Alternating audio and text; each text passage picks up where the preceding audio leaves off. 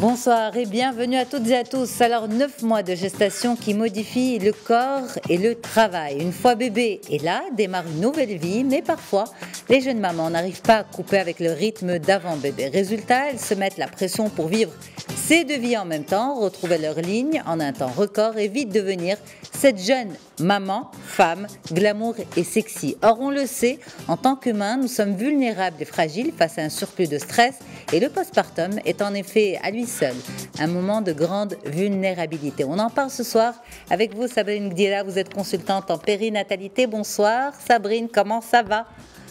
Bonsoir Yasmine, ça va très bien. Merci beaucoup pour l'invitation.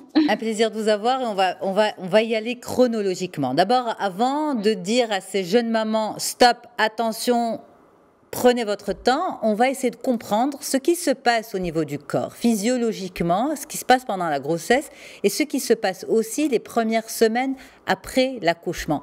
Donc, naturellement, qu'est-ce qui se passe dans le corps pendant la grossesse, Sabrine ? Naturellement, pendant la grossesse, eh bien, on prend du poids. Alors évidemment, ce poids-là, il vient non seulement du fait que on tombe enceinte, l'utérus évidemment il grossit. Parfois, certaines mamans ont faim. Il y a certaines mamans, il faut le dire, c'est quelque chose qui est assez tabou, mais certaines mamans profitent un peu de ce moment d'être enceinte, de se dire c'est le moment jamais de prendre du poids. De toute façon, fia, à la fin, je dois remaigrir. Donc elles se laissent un peu aller aussi pendant la grossesse parce que c'est un peu camouflé par la grossesse. Il se passe tellement de choses physiologiquement et physiquement que évidemment notre corps il va changer. Il se peut qu'on ait des vergetures par exemple. Il se peut que nos hanches elles s'élargissent un peu et que après ça soit difficile qu'elles reviennent à leur place. Il se peut que certaines femmes qui n'aient jamais eu par exemple de ventre que après l'accouchement ça soit difficile de réavoir un corps, un ventre pardon qui soit totalement plat.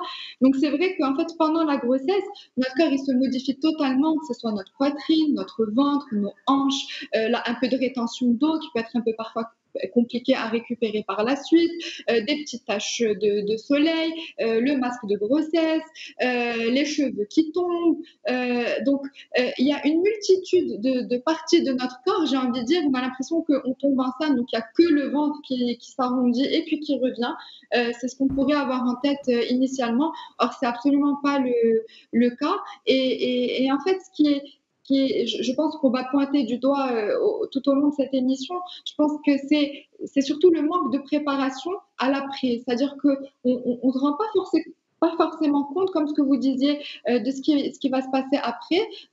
On parle souvent de ce fameux 4e trimestre de grossesse qui est en général le plus difficile et celui auquel on est le moins préparé.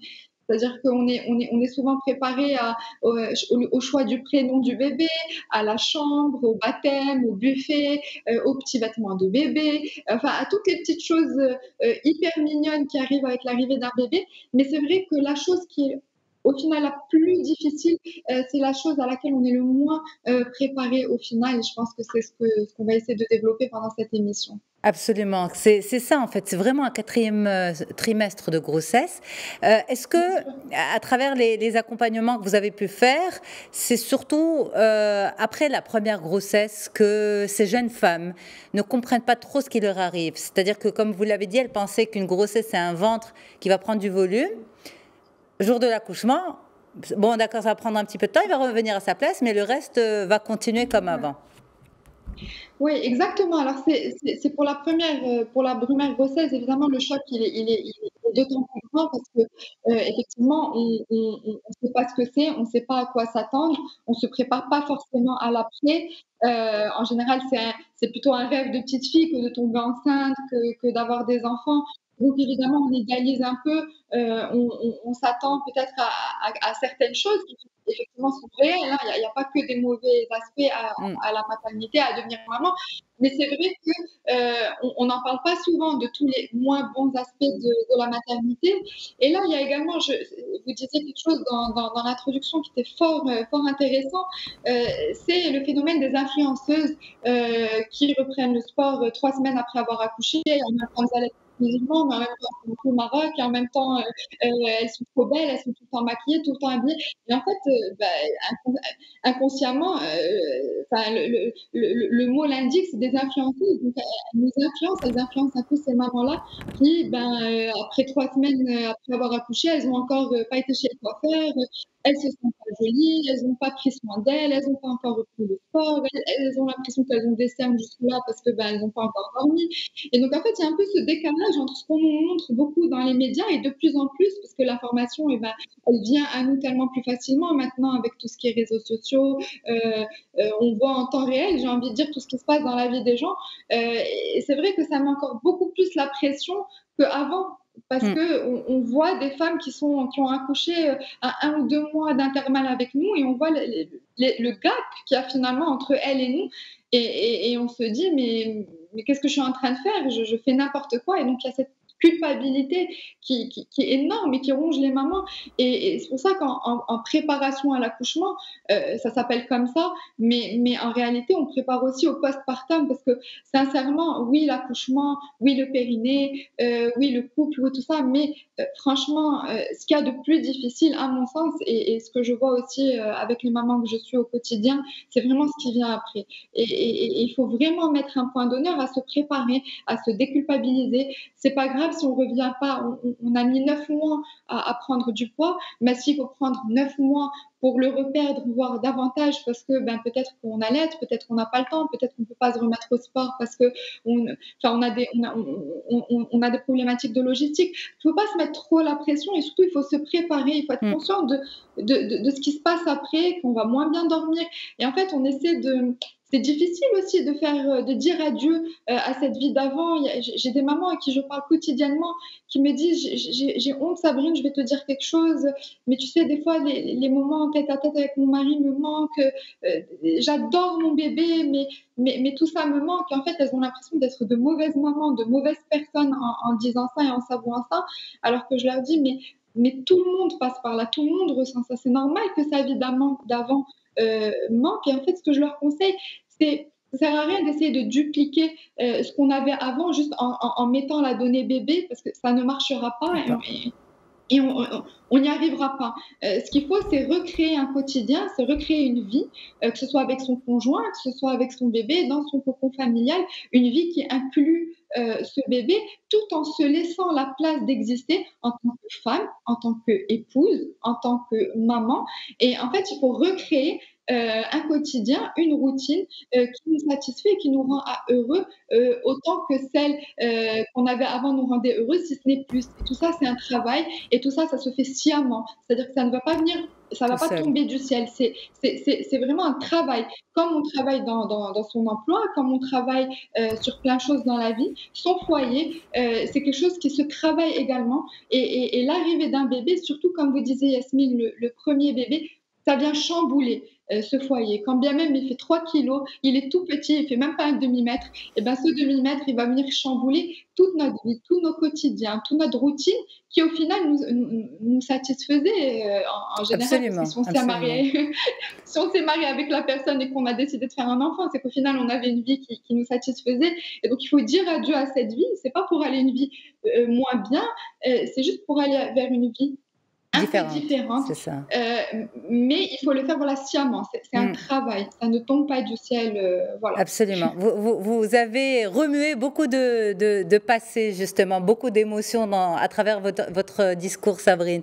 Alors, justement, est-ce que ça veut dire, lorsqu'on on subit un petit peu cette pression extérieure, cette pression des réseaux sociaux, etc., est-ce qu'on est on est plus sensible à un postpartum, à une dépression postpartum?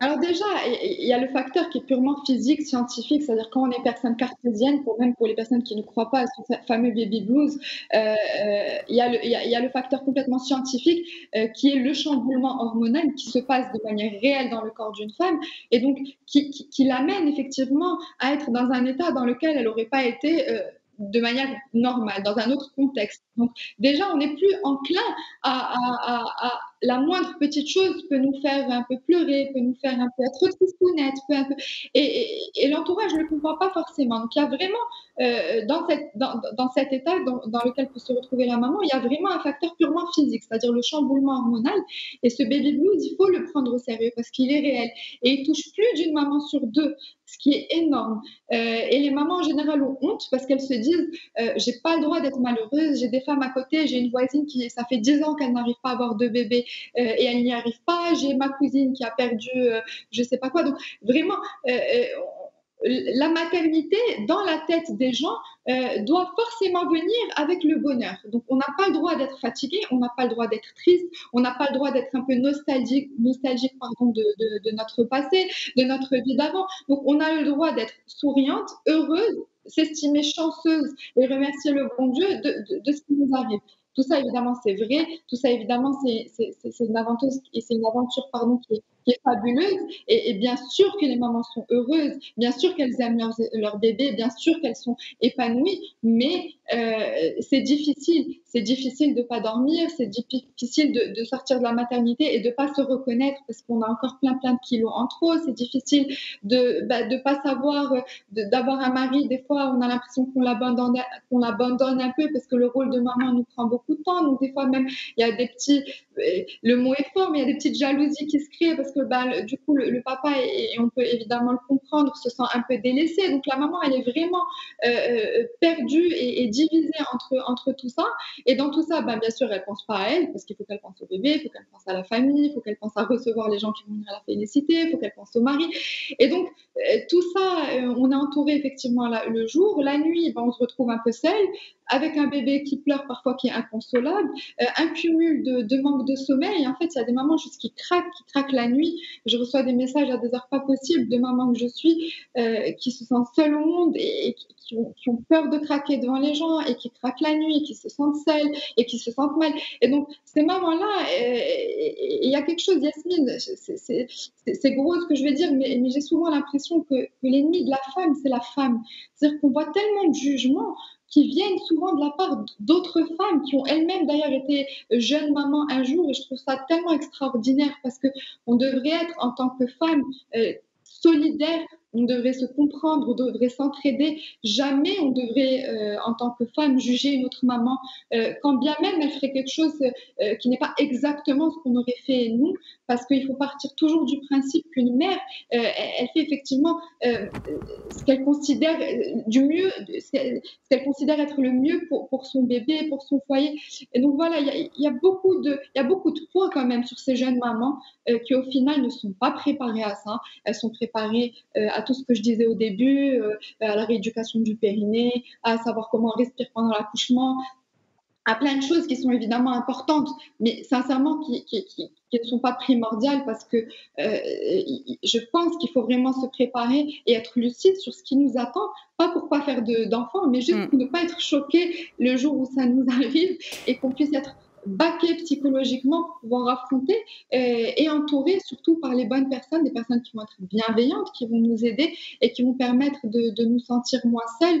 Et c'est ça, je pense, c'est l'entourage qui fera que ces mamans-là, elles se sentiront moins seules, Mais si vous me permettez, Sabrine, est-ce que ces jeunes mamans sont prêtes à accepter, à entendre ce que vous dites, parce que ça, c'est la réalité. Vous êtes une spécialiste, vous êtes une jeune maman, vous savez que c'est comme ça que ça se passe. Moi, je suis une maman aussi, je sais que c'est comme ça que ça se passe.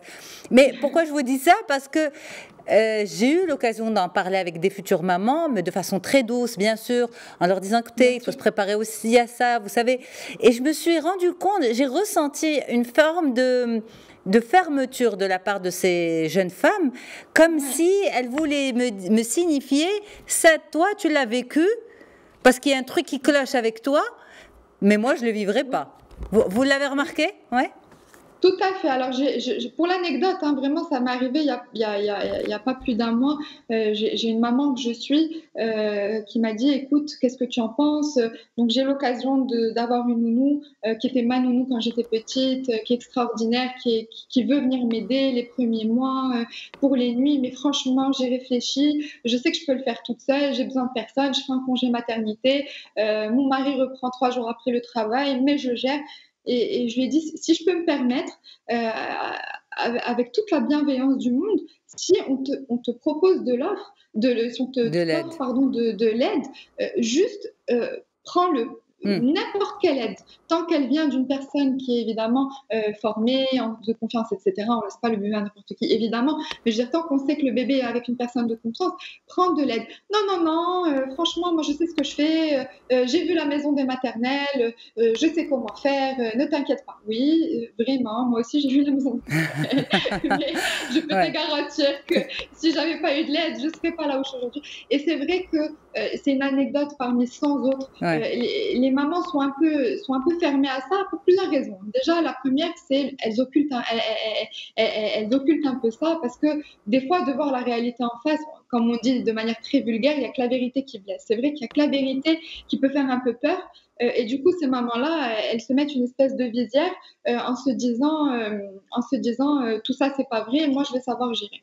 La deuxième chose, c'est qu'en général, il y a une petite pointe de jugement dans le sens où peut-être que toi, tu as été un peu désorganisée, mais écoute, moi, je sais ce que je fais, je sais que je vais pouvoir dormir quand bébé va dormir, et donc du coup, en fait, il y a une surestimation un peu de soi, il faut le dire, en se pensant un peu plus forte que ce qu'on est vraiment. Et ce qu'il faut répondre à ces mamans, c'est que c'est pas un sprint. C'est un marathon. L'idée, c'est pas d'aller hyper vite et de tout faire pendant une semaine et de s'écrouler après. L'idée, c'est de durer sur la durée. Et 6 mois, 7 mois, 8 mois, en étant seul avec un bébé, en n'ayant aucune aide, en ne faisant aucune nuit complète digne de ce nom réparatrice, ça aura un impact sur le couple, ça aura un impact sur son stress et évidemment sur sa lactation, parce que le lait, on sait bien que pour le produire, il faut être reposé, il ne faut pas avoir dormi 2 heures par nuit. Et ça a un impact sur beaucoup, beaucoup de choses, le fait de se un peu surestimer. J'ai plein de patientes qui viennent me voir en me disant « je ne comprends pas, j'ai une baisse de lactation, il faut m'aider ». Et en fait, quand on creuse un peu, on se rend compte qu'elles dorment au maximum 4 heures par nuit et puis 10 minutes par 10 minutes quand elles peuvent pendant la journée. Alors, elles pourront manger tous les cookies galactogènes de la Terre si elles sont au bout de leur vie parce qu'elles sont dans un cumul de fatigue qui est hors du commun, elles ne pourront jamais produire de lait comme elles le souhaitent. Donc, franchement, oui, je suis d'accord, Yasmine. Quand on parle à ces futures mamans de la réalité de ce 4e trimestre de grossesse, c'est vrai qu'il y a un peu de fermeture de la part de ces futures jeunes mamans. Et puis, ce qu'il faut faire, c'est juste les laisser et puis les accueillir avec beaucoup, beaucoup de bienveillance quand elles vont se rendre compte, parce qu'elles vont se rendre compte de cette manière. 3-4 mois après, ou même des fois 2 mois, ou même des fois 2 semaines, elles vont revenir en disant effectivement, je ne m'attendais pas à ça et effectivement, tu avais raison. Et en fait, l'idée, c'est entre femmes, comme ce que je disais tout à l'heure, rester solidaires et puis se dire l'erreur est humaine et les accueillir avec beaucoup de bienveillance et en essayant évidemment les aider du mieux qu'on peut parce qu'elles finiront par revenir sur leurs paroles et elles finiront par revenir vers toutes les sources d'aide possibles, absolument. Ça, c'est sûr. Merci infiniment pour cette spontanéité, cette joie de vivre avec vous et cette expertise également, Sabrine Gdira. Merci beaucoup d'avoir été en direct avec nous ce soir sur Médiane TV. Je souhaite une très très belle soirée à tous les téléspectateurs. Un grand merci à toute l'équipe en régie. Et puis, allez faire un petit tour du côté de Média Podcast. Nous avons mis en ligne à partir d'aujourd'hui un nouveau podcast. Ça s'intitule Les colères du monde. C'est signé Pierre Boussel. C'est un journal d'information, toujours sur l'actualité, mais d'un autre genre. Très très bonne soirée à toutes et à tous. J'aurai le plaisir de vous retrouver demain soir à la même heure pour le best-of.